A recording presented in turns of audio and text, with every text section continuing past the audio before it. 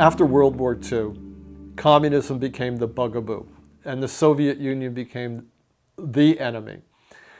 And even though, and one of the things the CIA did right after World War II was hire a lot of Nazis.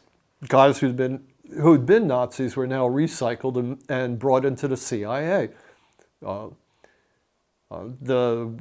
Nazi rocket scientist von Braun went to work for the United States developing intercontinental ballistic missiles. So the Nazi past was forgiven, and Nazis went to work for the United States, including a guy named Reinhard Gehlen, who'd been the Nazi military intelligence officer in charge of operations against the Soviets in Eastern Europe. And this guy Gehlen became the head of the CIA's main intelligence operator into East Berlin and areas like the Ukraine, where the Nazis had intelligence agents during World War II. And this guy Reinhard Gehlen, on behalf of his new CIA masters, just activated all the agent nets that he had during World War II. The same thing was going on in Ukraine, although the Ukraine had very much large swaths of its population were fascists and were actively involved against the war against the Soviets and were enemies of the United States in World War II. After World War II, they became assets of the CIA. So the CIA has been developing fascist assets in the Ukraine for 70 years. And every year, since 1948, when the CIA went into operation, it has had a station in the Ukraine with a CIA officer who's running operations. And those operations have all been directed against first the Soviet Union, and after the collapse of the Soviet Union, against Russia. There's a lot of momentum that has built up over 75 years. Vast agent nets have been put in place. Sleeper agents have been in place for decades, and they're all working against Russia, which is why nowadays it's so hard for the mainstream media and the government to shift and even consider for a moment having good relations with Russia. NATO, its whole mandate and its whole reason for its existence has been to threaten and roll back Russia and eventually sabotage and subvert it and put it out of business. And Ukraine, the CIA's operations in the Ukraine are the cutting-edge vanguard of this effort.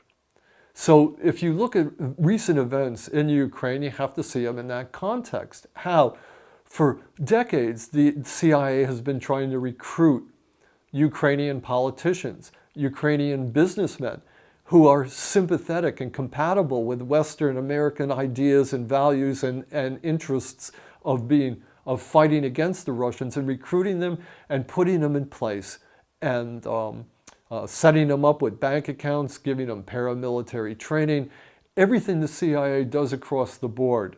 Ukraine has been the vanguard of this operation against Russia. The details are in my book. The CIA's organized crime, how this works at the agent level, how the CIA would go around and work with after the coup that threw out a pro-Russian government and installed a pro-American anti-Russian government, how the CIA already had security services and military people in place who were able to create private militias that would then work against individuals in the Ukraine who were pro-Russian, how they, just like treating it like South Vietnam or any other country that the United States occupies. And that is the situation in the Ukraine. The United States occupies Ukraine.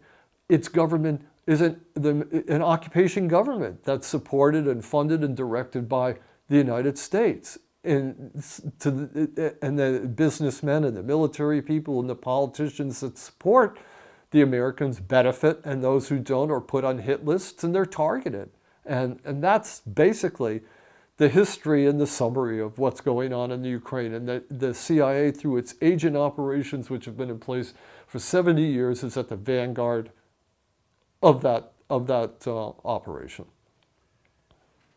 So is the intent and purpose of the CIA and American involvement in Ukraine to topple Russia, to balkanize Russia? Oh, absolutely, but also to steal Ukraine's, to take all the natural resources that are available there, the profits that can be had. I mean, it's capitalism.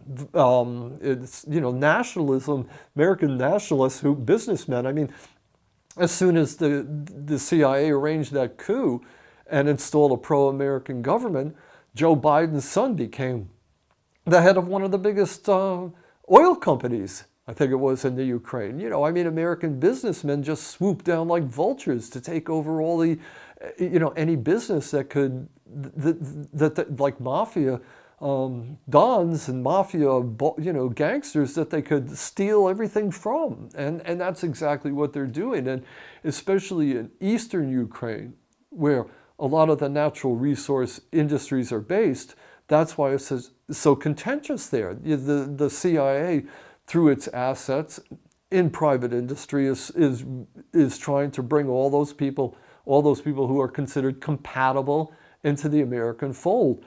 You don't see it at its dirty level, the level of blackmailing people, the level of extorting people, the level of the CIA using its underworld contacts to squeeze these people and to force them out of business and to make life miserable for them so that they give up their associations with Russians and Russian businessmen. But that's what's going on at the very basic level. I mean, militias are being formed to terrorize anybody who's supporting Russia, and you know, like in Donbass and places like that. So the details, again, which you would have to spend years studying to understand. You know, I suggest you just read the books to see how the CIA has relationships with the security services in the Ukraine. And as soon as the coup was launched, it took over control of those security services, and it started drawing up the hit lists of targeting people that it could go after. And the reason it's targeting the people that targets most highly are the people that are sitting on natural resources that American businessmen want. It's not going after, you know, plumbers and carpenters. It's going after major businessmen. And that's what the CIA does. It paves the way for American business interests by using illegal methods, and by using illegal methods to install politicians in the Ukraine that will follow the American line. Everything that you don't know about that is going on, and that you're not told about by the media, which I should add is well aware of what's going on, but just doesn't tell you, because it's good for their business too.